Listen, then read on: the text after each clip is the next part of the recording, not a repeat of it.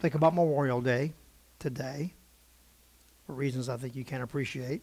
For example, this is Memorial Day weekend. And that's one of those reasons. Amen. I want to talk to you about what Memorial Day is, what it's about. I'm going to challenge you to join me in a minute or two of reflection at 3 o'clock tomorrow. Many of you didn't know, perhaps, that it's national protocol that at 3 o'clock on Monday, there's supposed to be a kind of a moment of silence. How many of you have ever watched what happens in Israel on a day called Yom HaShoah, I believe? That sounds almost like Yeshua. I want to clarify that's not what I'm saying, but I can't remember the exact name of the holiday. But it's Holocaust Remembrance Day. Holocaust Remembrance Day in Israel. I'm not going to try any further to get that. I can't remember it. But the entire nation stops at sundown. A siren goes off all over the entire nation, and everybody stops. When I say everybody stops, here's what I mean. If you're on the freeway and you hear that siren go off, everybody stops. It's eerie. If you ever watch, Brianne's nodding like she's seen this or has watched it. Yeah, it's really touching, isn't it? It's powerful. It's like the whole nation just stops and everybody just stands. Quietly, silent, not a word. It's exactly 2 minutes. The siren sounds for 2 minutes. 2 minutes is a long time when you just stand there. The whole world is stopped around you. So they take all that very seriously, and I think they should. I'm glad they do, and I think it's very meaningful. For years, it's been a protocol that nobody ever talks about, we don't think about, that in America, at 3 p.m. on Memorial Day, we're supposed to stop and just take a moment of reflection. Now, we don't have any sirens that go off. It's not socially imposed on you. If you were in Israel and you kept driving through the traffic, people would be looking at you pretty badly. Like, what's this idiot doing? I mean, you're expected to stop and reflect. And so I would encourage you to think about that. I'm going to set my alarm to go off at 3 o'clock tomorrow, and I'm going to pause a little bit, pray, and just thank God for our liberties and just reflect for a little bit. Like I put any kind of time limit on it, 1 minute, 2 minutes, whatever. I'm just going to reflect as long as I feel like reflecting. Then I'll go on about my business. But I would encourage you to do that. How many of you didn't know that it was considered a national protocol to stop at 3 o'clock? Okay. Yeah, many of you did not know that. That's sad. But that's the truth of it. Okay. Memorial Day. It is a day we pause to reflect on the price of liberty. It is a national holiday. And when we think of the word holiday, we almost immediately think of something festive. But the word holiday comes from holy day. And it, of course, can be a festive occasion, but it can also be a somber and reflective occasion. Originally, this day was called Decoration Day. How many of you knew that? It all started with something called Decoration Day. How'd that get started? Well, after the Civil War, some mothers and their daughters, mostly, and some wives who had lost their husbands or sons in battle, and so on, would go out to the graveyards and decorate the graves of the fallen. And that, in the North, it was done in honor of both Confederate and Union soldiers. The South also kind of came along a little bit later and began doing that, but it was on a different day. There was still some tension there between the South and the North. In fact, that tension lasted for a very long time. My wife speaks of times her dad and mother would be in a restaurant, perhaps in Mississippi, and her dad would teasingly say something like, the war's over and we won, to the waitress or to his wife. She was a Southerner. Obviously born and reared in Mississippi, I think. Jackson, Mississippi, as a matter of fact. But so, those tensions lasted quite a while. And in some quarters, some would say there's still some argument about all that. We're not going to get into that debate. But Memorial Day began as Decoration Day, and Decoration Day came out of that movement. And it caught on. So, a few people did. I think it was in Pennsylvania. There's argument about that, too. Everybody wants to claim we're the ones where it first started. So there's a lot of that going on. Virginia and Pennsylvania, fuss about it, whatever. But whatever, the answer to those questions turn out to be. Bottom line is, that's what was going on. Mothers would just go out there, lay flowers, or decorate the headstone or the plaque or whatever. And then others did it, and others did it, and more did it, and pretty soon it became a regular thing at about end of spring, beginning of summer, right in that time, right in this time period. March, April maybe, stuff like that. So May, this area where you're from March through May, it would move around quite a bit. Finally, what happened is a general in 1868, in fact, we know the date he did it, on May 5th. He gave an order. He was a leader, actually, of something called the Northern Civil War Veterans, kind of like our VFW in a way, except that's dedicated to foreign wars. But this guy was the leader of that group, and he called for a nationwide remembrance, and he designated May the 30th as the day that would take place in 1868. And notices went out, and this was built up and promoted. And communities were encouraged to decorate the graves of fallen soldiers of the Civil War. So it began again as a memorial to the fallen from the Civil War, and it was called Decoration Day. On the first Decoration Day, General James Garfield made a speech, and it became quite popular. And it kind of solemnized the day and gave it a national standing.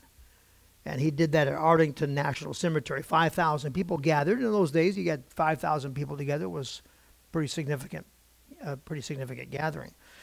So 5,000 folks gathered to this event, and they decorated 20,000 graves there at Arlington.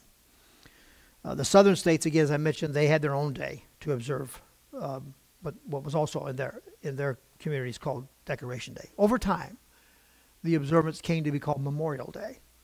And the exact history of how that morphed is not particularly interesting to us. It's enough to know that over time, it began being called Decoration Day, Memorial Day, Decoration Day, and pretty soon it just ended up being called Memorial Day. After World War I, Memorial Day became the standard designation for this celebration. It pretty much was called that anyway all over the nation by that time.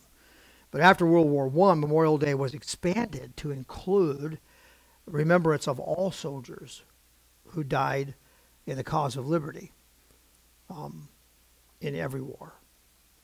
So now we're thinking about our Revolutionary War soldiers. We're thinking about, the Second War with Britain. Right, we're including all of the wars now as part of the memorial for Memorial Day. World War I, as you know, was supposed to be the war that ended all wars. How many of you know that? That was a big thing. The war that would end all wars. There was this expectation that once this war was over, there would be no more war. They forgot to read what Jesus said, that there would be wars and rumors of wars right on until he returned. And turns out Jesus was right and they were wrong. And we ended up with World War II. World War II was peculiar in a whole lot of ways, including the punctuation of that war with the atomic bomb. That was a real pivotal time in history. And many say, the innocence of the world was lost or whatever, not that it had any innocence before, but they're trying to say that war really changed, everything. And of course, it brought America up as the single superpower in the world at that time, and so on. But anyway, World War II revived Americans' appreciation for Memorial Day. From World War I to World War II, it isn't like people just forgot about the holiday, but war was no more. There wasn't going to be any more war. So Memorial Day didn't have the same punch in its significance to the American people in that period as it does now. I want to be careful to say, I'm not saying nobody cared and they didn't celebrate it or something like this. It just wasn't. It's just after World War II, it got a big boost. I mean, it was like a big day from there forward for a very long time. And the discovery of the Holocaust added to the regard we have for the significance of the blood that's shed in the cause of liberty. That really kind of, I don't know what the word is. When I was putting this together, I couldn't think of the best word for this, but it just sort of scarred the psyche of the American people, the images of the Holocaust. Still does, And the Holocaust got kind of connected into our Memorial Day celebration as the kind of the answer to the question why they die, right? Why soldiers go to battle, what they're fighting against, what it is that we're trying to stop, what it is that war is good for. I remember the song, forget the guy that sang it. War, good God, y'all, what is it good for? I probably shouldn't have sung all that line, but I didn't do it the way I would have done it as a kid. So I feel like I'm pretty sanctified. But anyway, that song, you remember what's it good for? Absolutely nothing. Yeah. So, well, that's yeah, amen. You remember the song. So it's really a pretty lame song. It is. War has been good for liberty. If we didn't fight, we'd have no rights. You got to fight for your rights. That's all there is to that. And I think, Jesus said there'd be wars and rumors of wars. He didn't add any commentary on the morality of that. You go to the Bible, God uses war. We don't like it. It's not a good thing. We don't celebrate war. But we understand that what it's good for. It's good for liberty. It's good for freedom. It's the reason. War isn't so much the reason. But aggressors provoke war when they encroach upon our liberties. And we must stand up and respond in order to defend them. And so, we got to be careful to parse that out so that we're not glorifying war. There's nothing glorious in war itself. But there is something glorious in the fact that, men of courage will stand up against tyranny and say, no, you cannot have our liberties. Amen? There is something honorable in that. So the discovery of the Holocaust kind of emphasized the day as significant and important to us. And it also, like I said, it kind of polarized our thinking about why it's important that we stand up to injustice and to tyranny, even if it means war. That war can be just. There is such a thing as a just war. The reason this gets complicated is because there are so many, like I said the other day, there are so many different levels of motivation involved in this. It's kind of like, is it a good thing sometimes to turn the lights off in your house? Now, we don't have cockroaches in Santa Maria, hallelujah. But if you live someplace where they are, that's when they come out. So it's like sometimes we have to go into war, but it's also true that when you do, the cockroaches come out. You get what I mean? So you're going to have that thing. If you get focused on the cockroaches, well, I guess that's fine. You can smash them. Becky's brother talks about living in a place that was just overrun with cockroaches. He would turn the lights off with a shoe in his hand and a flashlight. Turn them on. Then he'd turn the flashlight on. He'd run around, smashes. That was his cockroach extermination program. Every time I think about it, I kind of crack up. And so anyway, I need to get back to my message. What do you think? Informally, most Americans take it as another excuse to revel. No, another opportunity to party hardy. Okay? Officially, however, Americans have taken the day very seriously, really right along, but particularly after World War II. In 1968, Congress moved to establish the last Monday of May as Memorial Day and made it a national holiday. I've already mentioned the meaning of the word holiday should not be reduced to merely let's have fun, let's be jolly. It means holy day, and so some holidays are to be observed with reverence. The idea of the Congress at that time was to make it a 3-day holiday for federal workers. Now there's a good thing to do. We want to make sure we give our federal workers an extra day, a little time off, whatever. I appreciate our federal workers. They keep things going. Sometimes they keep things going and going and going and going, but they keep like if you're applying for a permit, they can keep things going and going and going. Never mind. Back to this.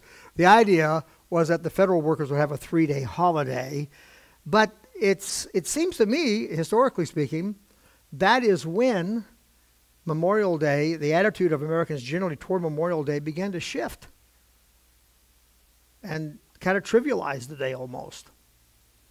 Not in some circles, not in circles like ours, but generally, overall, nationally. You know, that goes back and forth a little bit. If we have a war that gets stirred up, then Memorial Day becomes more solemn, and then when we get past that a little ways, then it drifts back into a more trivialized holiday. I don't think that's too bad. It is interesting, however, that this was a year, 1968, was the year after America ruled it was unconstitutional to lead children in prayer in the public schools. Yeah, not even a moment of silence was permitted. And even though no one was forced or compelled to participate. It was just an acknowledgement of our Creator. Just stop and pause and reflect and acknowledge our Creator. Now, of course, today our children are, many of them in some schools, are being led to recall the Islam conversion prayer. Isn't that interesting? You can't, if you led them in an Our Father or something like that, Our Father, which art in heaven, hallowed be thy name. You know that prayer that Jesus gave us to use as an exercise to teach us to pray and so on. If you did that in a public school, oh my goodness. I mean, the liberals would have enough smoke coming out of the air, they could power a steam engine. It's pretty lame. Nobody thinks of steam engines anymore. That's definitely anachronistic. Talking about anachronisms earlier. An 11th grade high school student is suing her school as we speak because they forced her to recall the conversion prayer of Islam. How do you know what the conversion prayer of Islam is? Good. You don't need to know what it is. She had already been subjected to listening to her teacher belittle Christianity and elevate Islam, speaking disparagingly against her faith while praising Islam and its virtues, when the opposite really ought to be done. Islam as a religion is really bad news. There's no freedom anywhere where that religion prevails. None. So it's backwards, isn't it? You see what happens, however, when you create a vacuum, something moves in to fill it. We created this vacuum in our public education system, and look what's trying to fill it. But we're talking about Memorial Day here, so let's continue with that. Anyway, the new law went into effect in 1971, and shortly thereafter, we went into a terrible depression. I'm not trying to blame all of this on that law. I just think it's interesting, that period of history, it's just an interesting time in our nation's history. At the 60s, where we are going to, kick prayer out of the schools. Early 70s, we're going to approve abortion, make it a law to legalize abortion. All this stuff happened right in that little period. And then you get, how many years was it from there to gas lines? Who remembers those? If you lived during that time, you remember those. That was horrible, wasn't it? And then the odd and even license plate. So I'm in line waiting to get gas, and the day's changing. It was night. It was coming to the next day. You'd be amazed how many people jumped, and I knew it. So I got ahead because I knew the day would change by the time I got there. So I was ready, you know. But about 10 or 20 people jumped out, went through the trunks, opened it, pulled out a license plate, changed their license plate. I kid you not. I thought, that's a good idea. Why didn't I think of that? Could have slept in today. I didn't, of course, but who doesn't remember that? That was horrible. And a lot of people don't understand what happened there. OPEC had made restrictions on exports to America. Yeah. And because of the stupid liberal policies shutting down the production of oil of our own, we didn't have any oil. How many of you knew that? All right, several of you did. That's good. That's what happened there. That's because of dingbat liberal leadership. Stupid ideas. Anyway, I'll never forget how strange President Carter sounded in that speech he gave in '79. Now, we've been through all this horror with his presidency since '76, right? And so now we're coming to the end of his presidency, and we're getting ready to come out of it. And he gives the most depressing speech I've ever heard anybody give, much less a president. How many remember that speech? It's infamous. It's called the malaise speech. Yeah, so you have heard of it? The malaise speech. Not mayonnaise. Malaise, in other words, the idea being, this is a real bummer. Malaise. Depression, you know, that kind of thing. So here's what he said, quote, this is the president of the country that's speaking at a time when Americans were feeling really, really not so good. The economy was terribly depressed, and then we had to sit in lines to get gas. And Americans weren't used to that kind of thing, right? That's not the way we have lived. So here we are in that situation, and the president comes up and he says this, the threat is nearly invisible in ordinary ways. It is a crisis of confidence. And I remember when he said that thinking, yeah, confidence in you. I mean, literally, those are the thoughts that came through my mind as I'm listening to this speech. It's hard to create the environment in which this speech was given and the context, unless you were there and you can kind of start remembering. How many of you heard the speech and remember it at all? Oh, very few of you. Oh, it just stuck with me for some reason. This speech, like barbs, just went on my mind and just really bothered me. I didn't like it at all. He goes on to say, it is a crisis that strikes at the very heart and soul and spirit of our national will. This isn't Churchill. Okay? This is mousy stuff at a time when the country needed real leadership. And this guy's, it's almost, and he gave it, his delivery style was kind of like Eeyore. That's what it strikes me as Eeyore.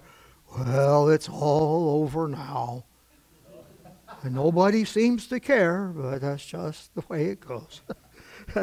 That's the way it felt as he was giving the speech. You know, Eeyore, man, which is fitting since he was a Democrat. But anyway, never mind. We can see this crisis and the growing doubt, he goes on to say. We can see this crisis and the growing doubt about the meaning of our own lives. We're talking about the meaning of our own lives. This is the president of the United States. And he's talking to the country. And he's talking about, we can see this crisis in the growing doubt about the meaning of our own lives. I'm not sounding like Eeyore as much as I want to. But I can just hear Eeyore saying this. And he goes on to say, in the growing doubt about the meaning of our own lives and in the loss of a unity of purpose for our nation. Oh, that was horrible. And you might almost think perhaps there would be some redemption here if at the end he began to rouse us, but we can rise up and as Americans we can stand up and, you know, you're waiting for that through this whole speech and it ends with, oh my, basically. It's unreal. Happily, however, and this is important, yeah, amen. Happily, Christians stirred themselves and prayed. and voted. And we got Reagan. What a breath of fresh air that was, huh? They hear him speak about American exceptionalism and all this kind of stuff. And he said so many things it's hard to even begin, but just a few of them. One of them that sticks to my mind right now, I'll think about Memorial Day. He said people today say they can't find any heroes. They just don't know where to look. And he starts pointing to our military and other places and stuff like this. So he was, wow, what a breath of fresh air that was. It kind of revived our confidence and our hope for the future. And then the economy began to boom, began to go forward. And but the left never lets up. They worked diligently to undermine President Reagan. Some of you don't know how seriously these guys were undermining him, because the media won't let you know what was going on. Ted Kennedy, okay, this is very appropriate to our current situation. How many of you remember who Ted Kennedy is? Who can forget Ted Kennedy? Wow. So that guy was on the phone with Russians talking about working together to undermine President Reagan. You want to talk about collusion? Yeah, and by the way, that's not like some weird little conspiracy theory floating around. That's been proved. We have the documentation supporting that. We know that he was in conversations with high officials in Russia, and that he was talking about what we're doing over here to try to stop Reagan. And what it was about Star Wars. Reagan wanted to create this net of defense over the nation. What was that? What was that called? Was it called Star Wars? The strategic. Yeah. What strategic? What? Oh, just those two words. Strategic. It wasn't the Strategic Space Initiative. It was just Strategic Initiative. Okay. But anyway, that's what he had going on, and I thought it was a great idea. I remember debating people about this, oh, that's not even possible. What do you mean it's not possible? So, anyway. But bottom line is, Ted Kennedy was colluding with the Russians to undermine President Reagan. And that never really got light of day. Even now, though it's out there and it's been talked about a little bit, it's never really been looked at. Why? Why does that happen? It's interesting, isn't it? Because you know and I know that same thing had been done to Carter or Clinton. It would be in every history book in every school with a bold heading. Republicans are rats. Look what they did. Maybe they wouldn't say that, but something pretty close to it. But anyway, so Reagan pulled us back from the brink. Thank God. I'm not going to go through the transition there and how, but I'll tell you this much. I was speaking to Bill Muntz. I spoke with him this morning a little bit by text. He's an old friend. And back in the 70s. We were in high school together, so it was way back there. In any event, he reminded me how old of friends we were. Yeah, thanks, Bill. But I remember sitting with him when Reagan announced who his running mate would be. I looked at Bill and I said, that's the end of whatever good he does for us. That's what I said to him. I said, that's the wrong pick. Because Reagan will do great, but when he gets in there, it'll start going the other way. And that's exactly what happened. Now, I knew what that guy was about. I still like Bush 1 better than Obama. I like him, and I like Bush 1 and Bush 2 better than Clinton or Obama. So, but anyway, coming back to this, the liberals didn't let up, and we got Obama. Okay, that's what happened, and that took us almost to and over the brink. I mean, if Carter had us, at a point of total despair and despondency, Obama had us at a place of literally looking over the edge at the bowels of hell. I mean, you know, this was bad. We were in a bad place. And really, most of you understand, appreciate that. A lot of people don't understand how close we came to losing our liberties under that man's presidency. Excuse me. Man, sorry. Anyway, the point of this is 2020 is coming up. Amen. 2020 can be something of a euphemism for clarity of vision. Amen. And I think 2020 is going to bring things into very clear vision, clear focus for this country, one way or the other. Amen. I hope God grants his people spiritual 2020 for 2020. Amen. That's what I'm praying for. And I trust you will as well. The lie of abortion. Consider how long it has taken the nation to come to a place where it's beginning to blink and rub the sleep out of its eyes and to see abortion for what it is. Look how long it's taken. That just seems impossible to me.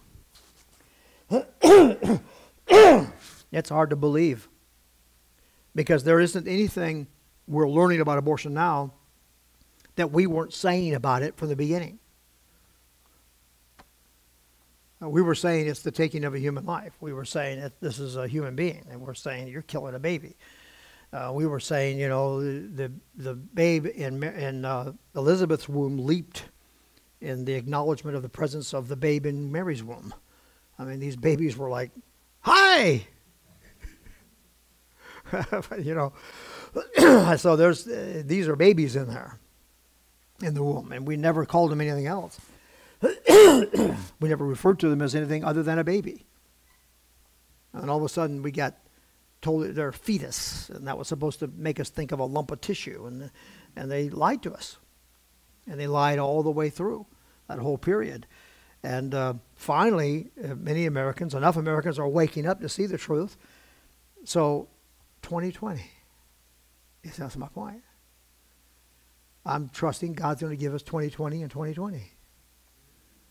And we're beginning to wake up and see more clearly some things. There are some other things that are still a little fuzzy. This business of LGBTQ rights. Anybody who has any knowledge of the background of that whole LGBTQ thing should hear that and immediately roll your eyes. What a bunch of nonsense. We said, as soon as they started talking about gay rights and all that kind of stuff, we said, it won't be long before it's going to be this and this and this. Pretty soon the pedophiles are going to come out, and now they're beginning to refer to pedophiles as, how's it go? Oh, crumb, I forgot the expression. Child-attracted men is the meaning of it. NAMBLA is the organization that's behind all that. But there's how they came out with same-sex marriage? Or same-sex attraction.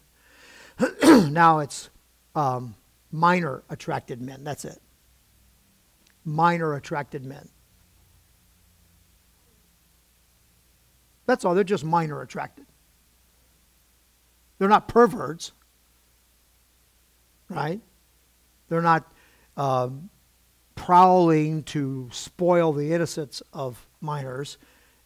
They're not thought that way. Now they're minor attracted. This is not good, this kind of stuff. So we need to pray that God will intervene and stop all that nonsense because it's just a bunch of lies. The LGBTQ stuff, the whole NAMBLA movement, National something Men Boys Love Association. What's the word NAMBLA? Or is it just NMBLA? Anyway, National Man Boy Love Association. Yeah. Can you believe that? It's enough to make you sick to your stomach. And now they're trying to normalize that. If it took us, how long did it take us to finally begin to figure out as a nation that abortion is the murder of a baby? How long is it going to take us to straighten this mess out? How long are we going to have to deal with this gender 58 different genders. It's just like stupid on steroids. It's totally ridiculous. It's so obviously wrong. To me, abortion was so obviously wrong. And here we go again with this new thing now. How many years will it take? Well, here's my prayer. It won't take long at all. Okay? Amen? I'm praying we'll have 2020 and 2020. I'm praying God will clarify these things and open our eyes and help this nation see clearly in the election to come. And then, finally, I'll end with this. I learned recently that 43% of Americans today believe that socialism is a good thing. 43%. Is that even possible? 43%. Of course, I am being told that number changes significantly when they learn what socialism is. God help us.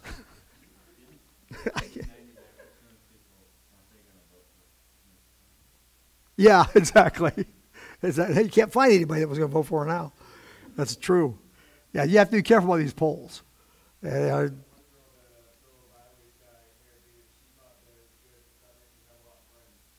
exactly. Yes. I know. I was talking. And by the way, this has been going on a while. Back in, when were we in Orange County, babe? Do you remember what year that was? Was that the early 80s? Early 80s, I think it was. Maybe very late 70s. Ice cream socials. For socialists, yeah. Socialism, everybody gets to have an ice cream social. This young lady was attending her church where I was an assistant pastor. And we were talking. And I'm just, making chit-chat and asking her questions about her college. Oh, what are you studying? Oh, okay. Well, what are your favorite classes? Your normal kind of questions. She comes off with something. I forget what it was. It made me step back and think, oh, what are you being taught there? So I asked her, I said, are you a socialist? And I wish she could have been there.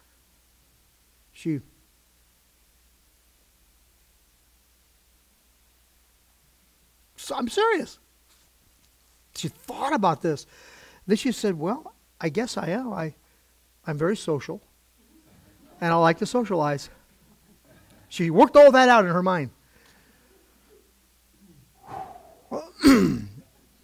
And that almost sounds like a made-up story. I'm telling you, that is not a made-up story. That's what happened. I was absolutely shocked. I did not want to just bust out laughing. Do an LOL.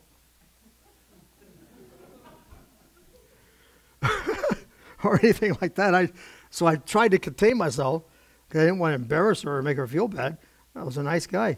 But I probably should have helped her a little more than I did. And said, that's the dumbest thing I ever heard in my life.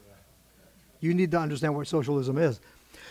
Back then, it would be unheard of to think that 43% of the nation might be tricked into saying yes to any kind of set of questions that would cause anybody to think that they were willing to accept socialism.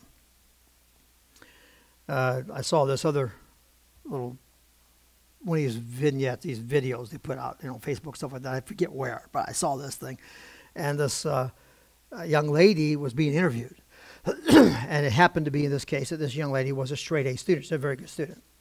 And she was asked about whether or not she thought redistribution of wealth was a nice thing. And redistribution of wealth was explained to her this way. That's when you take from those who have more than they need in order to make provision for those who don't have or who have less than they need. So it was put that way on purpose. And so she thinks about it a little bit. She didn't take quite as long as this other young lady. She was a little more quick on the draw. So she came back with, yeah, I think that does sound like a good idea. And so this person interviewing her, knowing that she was a straight A student, knowing that she was a good student, said, well, how about we do this then? How about we have a school policy that takes points from you that you earned because you've got more than you need to graduate. And let's give them to those who have who are struggling and don't have enough points to graduate. She suddenly became a Republican. Immediate conversion, just like that. Well, she was appalled at the notion that the school would take points earned by her and give them to somebody who didn't earn them. So she was smart enough to make the connection, and I think you are too. One of the things our soldiers died to preserve was our right to keep what's ours. And we fought something called the National Socialist German Workers' Party. Did you know that? You said, no, we fought the Nazis. Yeah, well, that's what Nazi means. The word Nazi means National Socialist German Workers' Party. They may try to say, oh, Hitler, he wasn't a socialist, quote, in any meaningful way, end quote. That's a lie. That guy believed in government control of capital and the means of production. And that's what socialism is. That's a government control. And Hitler illustrates one of the great dangers of that system. If you get a strong man in control of a government that is in control of everything you own, you have a dictator for sure. The bottom line is socialism is an encroachment upon private ownership of capital and means of production. And it puts the state in the place to decide who gets to have what, when, how much, how long, and how you use it. Socialism is a ruse. It's a perfect system for politicians who like to promise the moon and deliver nothing. The trick is to say it's collective ownership when in fact it's politicians' ownership. Don't let anybody tell you, well, we own it all. No, the person who controls it owns it. The one who gets to tell you whether or not you can walk there. They're the ones that own it. If you all owned it, then everybody could do whatever they wanted with it. That's not practical, is it? So somebody has to tell you who gets to. It's that guy that owns it. The government bureaucrats are the ones who become the owners because they control whether you have access.